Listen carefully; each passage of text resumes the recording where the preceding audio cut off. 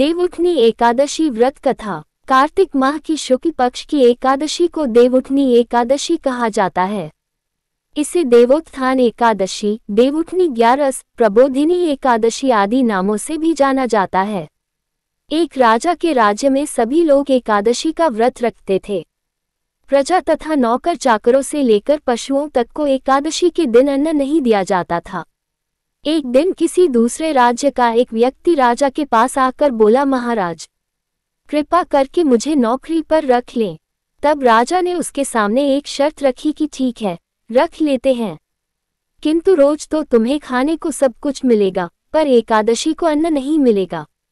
उस व्यक्ति ने उस समय हाँ कर ली, पर एकादशी के दिन जब उसे फलाहार का सामान दिया गया तो वह राजा के सामने जाकर गिड़गिड़ाने लगा, महाराज, इससे मेरा पेट नहीं भरेगा, मैं भूखा ही मर जाऊंगा, मुझे अन्न दे दो। राजा ने उसे शर्त की बात याद दिलाई, पर वह अन्न छोड़ने को राजी नहीं हुआ।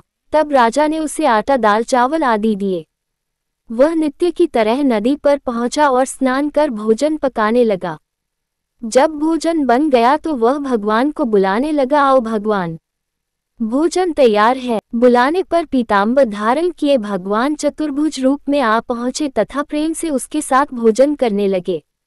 भोजनादि करके भगवान अंतर्धान हो गए तथा वह अपने काम पर चला गया। 15 दिन बाद अगली एकादशी को वह राजा से कहने लगा कि महाराज, मुझे दुगुना सामान दीजिए।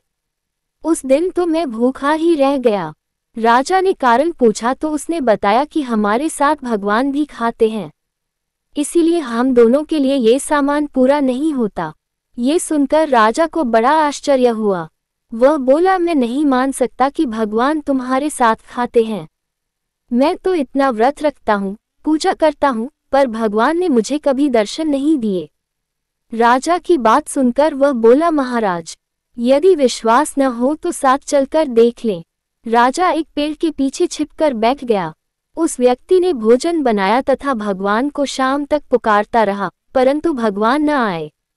अंत में उसने कहा, हे भगवान, यदि आप नहीं आए तो मैं नदी में कूदकर प्राण त्याग दूंगा। लेकिन भगवान नहीं आए। तब वह प्राण त्यागने के उद्देश्य से नदी की तरफ बढ़ा। प्राण त्यागने का उसका दृढ़ इरादा जान शीघ्र ही भगवान ने प्रकट होकर उसे रोक लिया और साथ बैठकर भोजन करने लगे। खा पीकर वे उसे अपने विमान में बिठाकर अपने धाम ले गए। ये देख राजा ने सोचा कि व्रत उपवास से तब तक कोई फायदा नहीं होता जब तक मन शुद्ध न हो। इससे राजा को ज्ञान मिला। वह भी मन से व्रत उपवास करने लगा और अंत में स्वर्ग को प्राप्त हुआ। इति शुभम।